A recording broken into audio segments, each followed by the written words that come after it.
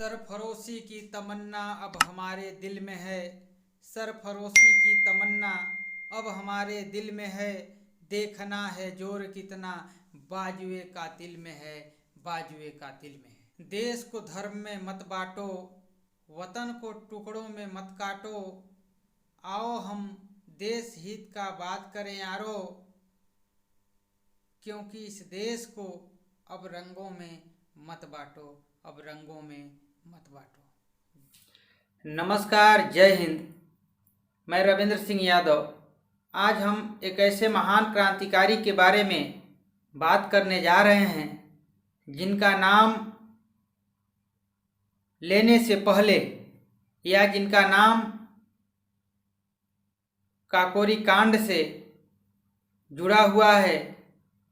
काकोरी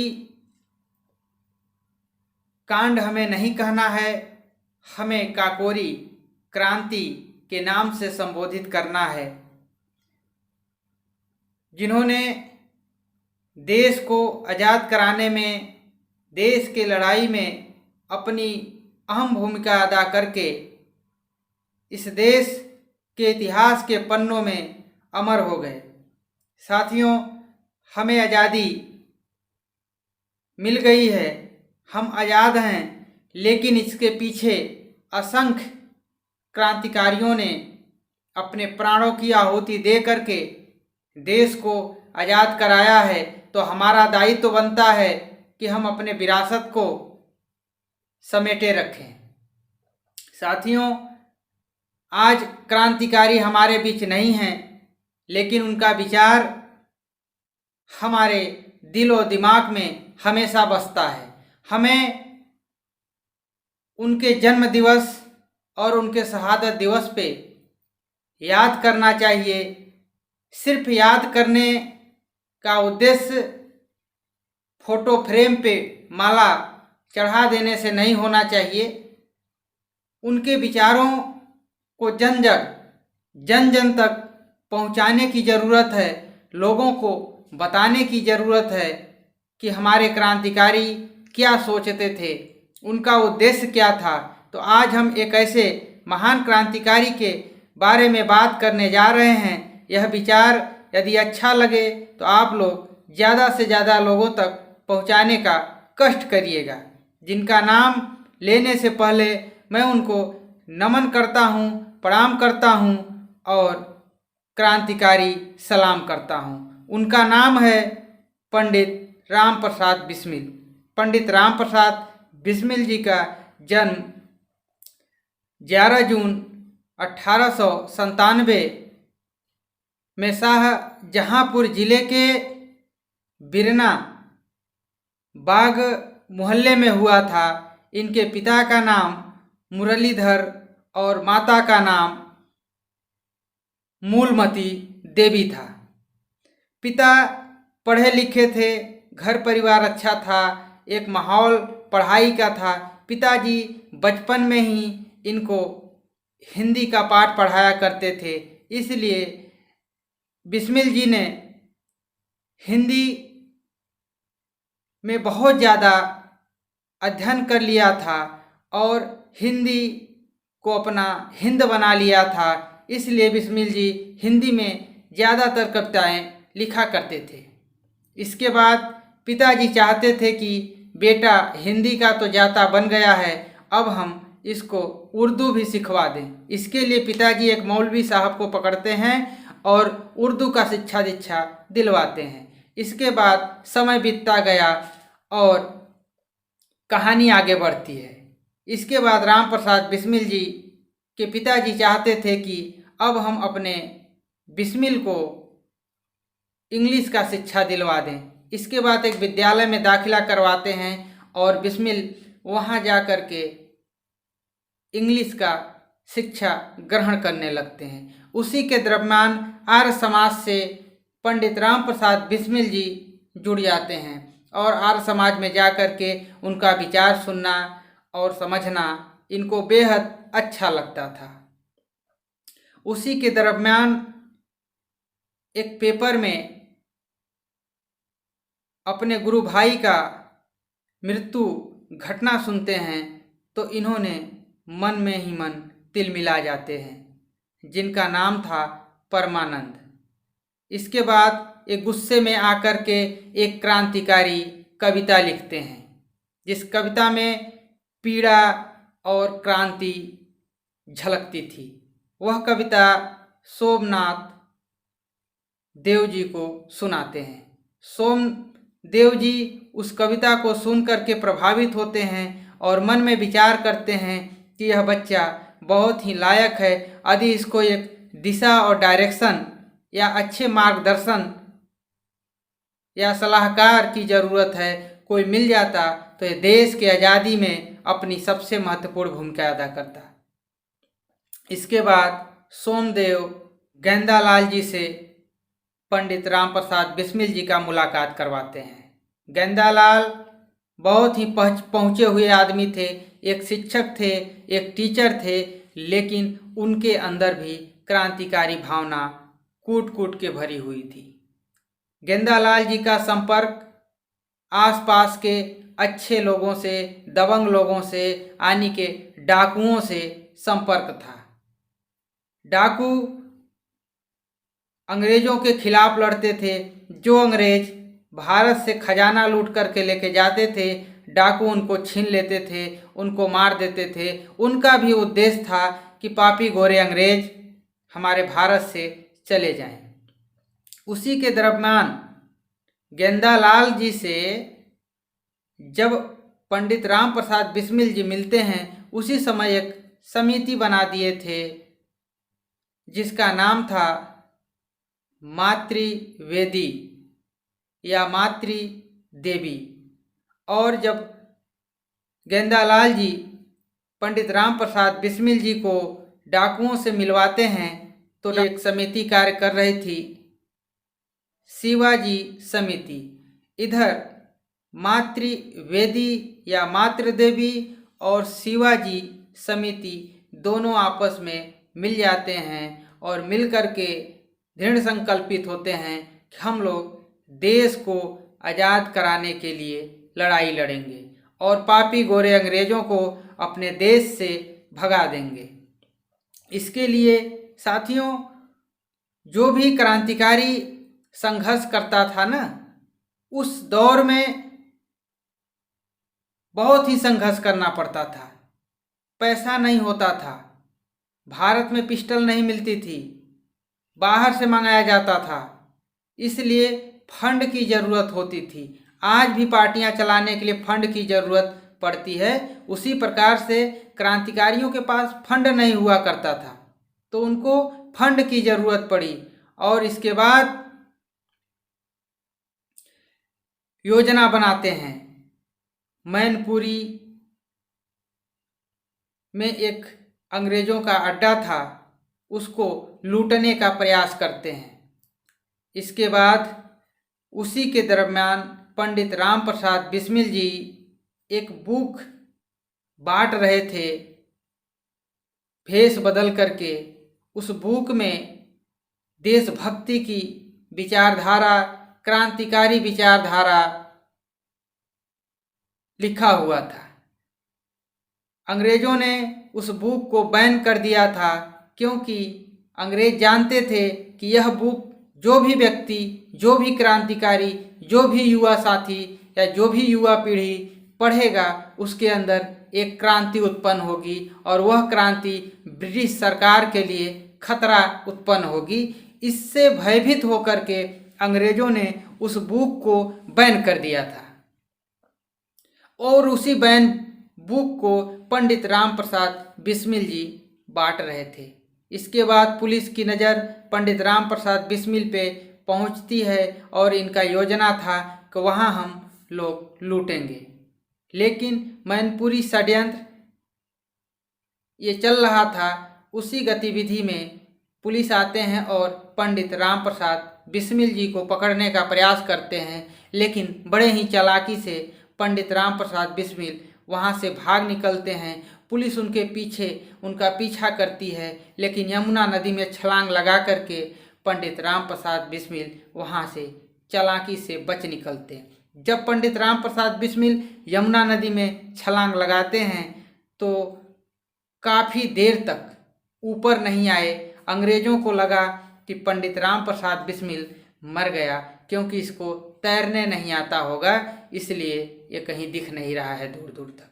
लेकिन पंडित राम प्रसाद बिस्मिल अंदर ही अंदर काफ़ी दूर जा कर के निकलते हैं और अंडरग्राउंड हो जाते हैं। इधर जो उनका मित्र थे पकड़े जाते हैं, उनको आगरा के लाल किले में ले जा कर के कैद कर दिया जाता है।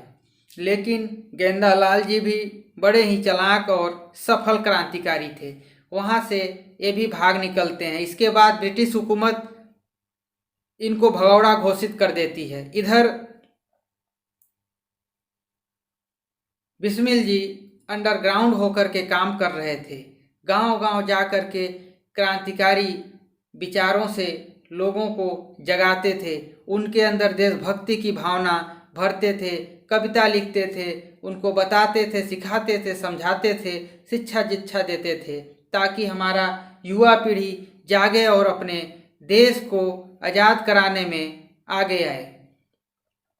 धीरे धीरे समय 1 साल बीत गया और उधर जितने भी मैनपुरी षड्यंत्र में भारतीय जवान पकड़े गए थे, क्रांतिकारी पकड़े गए थे, उनको रिहा कर दिया जाता है। इसके बाद पंडित राम प्रसाद बिस्मिल उभर करके सामने आते हैं।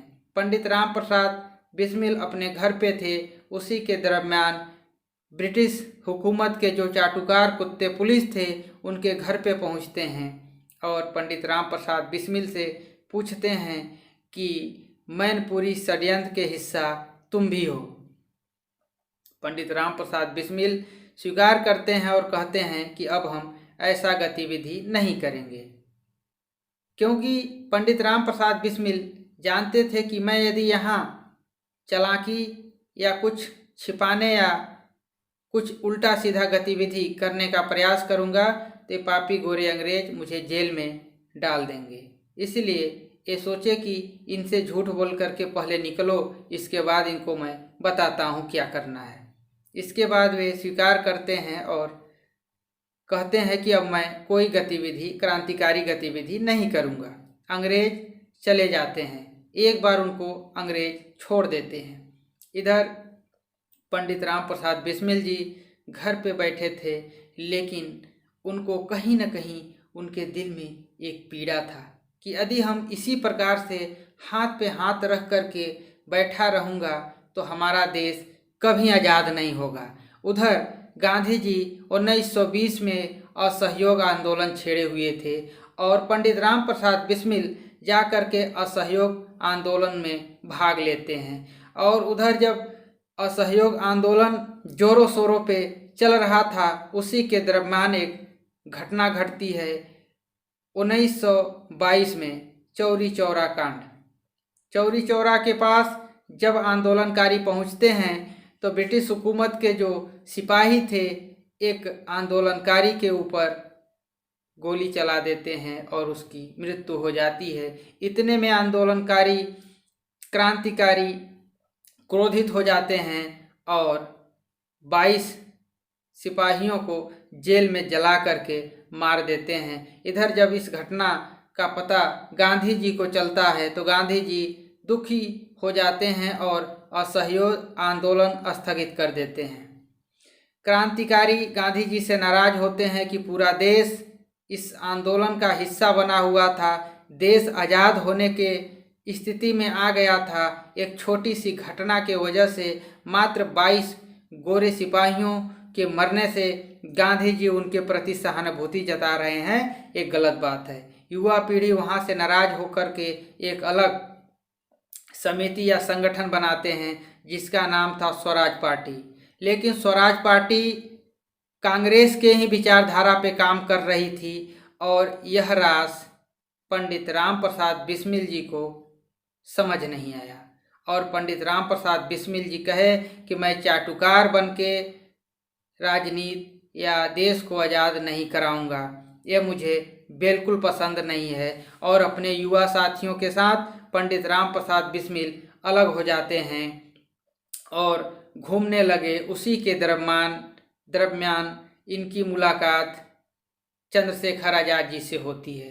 चंद्रशेखर आज़ाद जी से मिले और ये अपना विचार रखे और एक येलो पेपर पे इन्होंने अपना विचार लिख करके चंद्रशेखर आज़ाद जी के समक्ष पेश करते हैं। चंद्रशेखर आज़ाद जी इनके विचारों से प्रभावित होकर के बोले कि यह तो अति उत्तम विचार है, और लेकिन यह सिर्फ येलो पेपर पे लिख देने से नहीं होगा, इसका रूपरेखा तैयार करने की ज़रूरत है। इसके बाद 1924 में HRA हिंदुस्तान रिपब्लिकन एसोसिएशन का गठन किया जाता है और सभी लोग मिलकर के देश को आज़ाद कराने के लिए संघर्ष करने लगते हैं। साथियों, मैं पहले भी बता चुका हूं कि जब भी पार्टी या संगठन बनता है या बनाया जाता है तो उसको चलाने के लिए फंड की ज़रूरत पड़ती है, और HRA को चलाने के लिए फंड की ज़रूरत पड़ी, और जिसमें सचिंद्रनाथ सैन्यवाल और पंडित राम प्रसाद बिस्मिल की नियुक्ति होती है, और ऐसे तमाम नियुक्तियां होती हैं, लेकिन मुख्य जिम्मेदारी इन्हें सौंप दी जाती है। सचिंद्र सैन्यवाल जी को राष्ट्रीय लेवल पे काम करने का नेतृत्व दिया जाता है, और इधर पंडित राम प्रसाद बिस्मिल जी को डिस्ट्रिक्ट स्तर पे नेतृत्व करने का जिम्मेदारी दी जाती है। पंडित राम प्रसाद बिस्मिल जी का जिम्मेदारी था कि आप क्रांतिकारी युवाओं को संभालेंगे, आपका फंड इकट्ठा करना और गोला बारूद पिस्टल आर्म की व्यवस्था करने की जिम्मेदारी है। और पंडित राम प्रसाद बिस्मिल जी अपने जिम्मेदारी को बड़े ही बाखूबी और ईमानदारी से निभाते थे। एक बार ये ट्रेन से भ्रमण कर रहे थे, क्योंकि इनका क्षेत्र ही था, इधर सहारनपुर, इलाहाबाद, लखनऊ, मैनपुरी क्षेत्रों में ये भ्रमण करते रहते थे, घूमते रहते थे। एक बार ट्रेन से यात्रा कर रहे थे, घूम रहे थे, देख रहे थे, सोच रहे थे कि फंड कैसे आए। उनको फंड इकट्ठा करना था, उनको नींद नहीं आ रही थी, और तभी उनका नज़र ट्रेन के एक कंपार्टमेंट में जाता है और देखते हैं कि एक बक्सा रखा हुआ था, वहाँ सिर्फ एक ही सुरक्षाकर्मी मौजूद था। इसके बाद उस पर 1-2 दिन तक नज़र रखते हैं, देखते हैं कहाँ जा रहा, क्या है क्या नहीं। इसके बाद सूत्रों से पता लगता है कि इसमें भारत का खजाना रखा हुआ है, जो गोरे अंग्रेज चुरा करके इंग्लैंड ले जा रहे हैं। इसके बाद इन्होंने पूरे तहकीयात के बाद संगठन के मुख्य लोगों से बातचीत करते हैं और बोलते हैं कि फंड का व्यवस्था हो गया है, लेकिन इसके लिए मुझे 10 क्रांतिकारी की ज़रूरत है। इसके बाद समिति विचार करती है और पंडित राम प्रसाद बिस्मिल जी को 10 क्रांतिकारी दिया जाता है, जिसमें से अशफाकुल्ला खां, राजेंद्र लाहिड़ी, रोशन सिंह और पंडित राम प्रसाद बिस्मिल, ऐसे तमाम क्रांतिकारियों को भेज दिया जाता है पंडित राम प्रसाद बिस्मिल जी के नेतृत्व में। जब ट्रेन सहारनपुर से लखनऊ की ओर बढ़ती है तो उसी के बीच में एक काकोरी जगह है। ये लोग काकोरी स्टेशन पे ट्रेन रुकती है, वहाँ चढ़ते हैं और कुछ ही दूर सुनसान इलाके में चैन, जो ट्रेन थी उसकी चैन खींच देते हैं और ट्रेन रुक जाती है। इसके बाद यात्रियों में खलबली मच जाता है। इसके बाद पंडित राम प्रसाद बिस्मिल हवाई फायर करते हैं और सभी को चेतावनी देते हैं कि आप सभी लोग शांतिपूर्वक बैठे रहें, क्योंकि मेरा उद्देश्य ये जो पापी गोरे अंग्रेज भारत का खजाना चुरा करके इंग्लैंड ले जा रहे हैं, मुझे अपने खजाना को छीनना है, फंड इकट्ठा करना है और देश को आज़ाद कराना है। इसके बाद यात्रियों में सन्नाटा आ जाता है और ये लोग खजाने के पास पहुंचते हैं।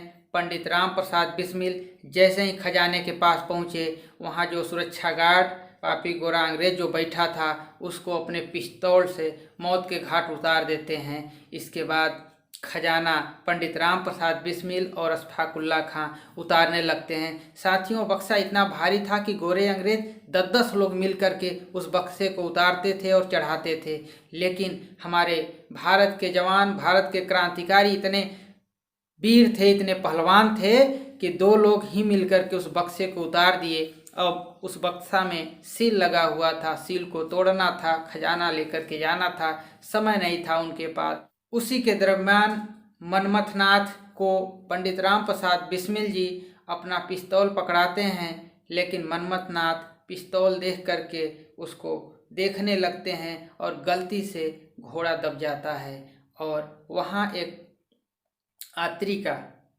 जो भारत का ही था, उसकी मृत्यु हो जाती है। इसमें मतभेद है, कहीं कहीं बताया जाता है कि वह यात्री ट्रेन से उतरा और चिल्लाने लगा डाकू डाकू, इसके बाद उसको मारा गया। लेकिन कहीं कहीं बताया जाता है कि वह यात्री उतरा अपने पत्नी को देखने के लिए, क्योंकि उसकी पत्नी दूसरे कंपार्टमेंट में बैठी हुई थी। उसी के दरम्यान अनजान में गलती से, मिस्टेक से घोड़ा दब जाता है और उसकी जान चली जाती है। इधर क्रांतिकारी खजाना लेकर के वहाँ से निकल लेते हैं। लेकिन साथियों, हमारे देश में पहले भी गद्दार थे, आज भी गद्दार हैं, जिसके वजह से उन्हीं में से कोई एक गद्दार मुखबिरी करता है और जो भी एक कड़ियाँ थीं, सभी कड़ी के पास धीरे धीरे अंग्रेज पहुँचते गए और यह कड़ी टूटती गई और कमज़ोर होती गई और सभी लोग लास्ट में पकड़ लिए जाते हैं। पकड़ने के बाद इनके ऊपर मुकदमा चलता है। और साथियों, एक बात और मैं बता दूं कि पंडित राम प्रसाद बिस्मिल और अशफाक उल्लाह खां, रोशन सिंह, इन तीनों लोगों को एक दिन फांसी होती है और राजेंद्र लाहिड़ी जी को अलग दिन फांसी होती है। तो लास्ट में इनके ऊपर मुकदमा चला करके इनको फांसी अंग्रेज देते हैं। तो हमारे क्रांतिकारी अपने प्राणों की आहुति दे करके देश को आज़ाद कराया है। साथियों, इनकी जो फांसी मुकर्रर हुई थी, ये 19 दिसंबर 1927 को इन लोगों को फांसी दे दी गई थी। मैं उन्हें पुनः नमन करता हूँ, सलाम करता हूँ, प्रणाम करता हूँ। मेरे पास यह विचार था और हम आपके समक्ष वीडियो के माध्यम से रख रहे हैं। यदि अच्छा लगे आप लोगों तक भेजिएगा, बताइएगा। विचार ही एक ऐसा चीज़ है जिसको हम कहीं भेज करके उसको बता सकते हैं। इंसान आते और जाते हैं, इंसान मरता है, लेकिन विचार कभी नहीं मरता है। हमारे क्रांतिकारियों ने देश को आज़ाद करा करके चले गए और मेरी जिम्मेदारी बनती है कि उनके विचारों को लोगों तक पहुंचाएं, बताएं। जिसके अंदर देशभक्ति की भावना नहीं है, जिसके अंदर भ्रष्टाचार का भावना है, शायद इस विचार को पढ़ेगा, उनके योगदान को पढ़ेगा, उनके त्याग और बलिदान को पढ़ेगा, उनके संघर्ष को जानेगा, तो शायद उसका विचार देश के प्रति कुछ अच्छा कर गुजरने के लिए प्रभावित हो जाए। तो यह विचार फैलना चाहिए, लोगों को जानना चाहिए। और मैं तो कहना चाहता हूँ कि यह विचार हर एक घर में होना चाहिए, हर एक व्यक्ति में होना चाहिए। जो जानकार हैं अपने घर में अपने बच्चों को क्रांतिकारियों का पाठ पढ़ाएं, विचारधारा बताएं कि ईमानदारी से देश में, समाज में काम करना है, देश को आगे लेकर के जाना है।